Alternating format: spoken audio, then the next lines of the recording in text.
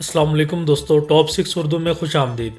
दोस्तों, तुर्की drama serial अर्तुगल गाजी में सुलेमान शाह और अर्तुगल गाजी के जानशीन का किरदार निभाने वाले अदाकार अब्दुल रहमान अलप पाकिस्तान तशरीफ़ ला चुके हैं। अब्दुल रहमान अलप ने वज़ीर-ए-आज़म पाकिस्तान इमरान खान से मुलाकात की और मारूफ पाकिस्तानी सियासतदानों और अदाकारों से भी मुलाकात की।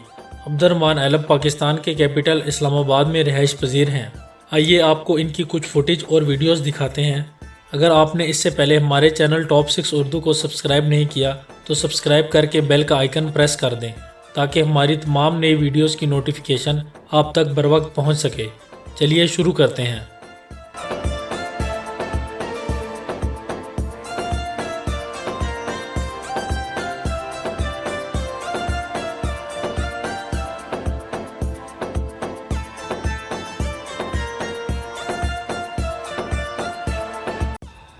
Civa civa Pakistan, civa civa Türkiye inşallah. Pakistan, Türkiye, burası zindabad inşallah.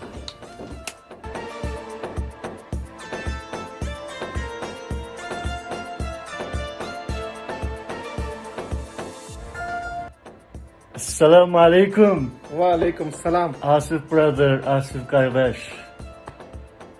Türkiye, Pakistan, burası Türkiye, Pakistan, zindabad.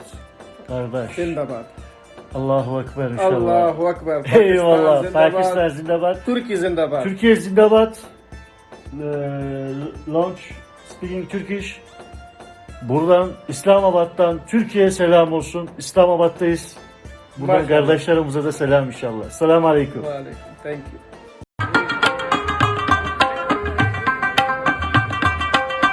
İslamabad.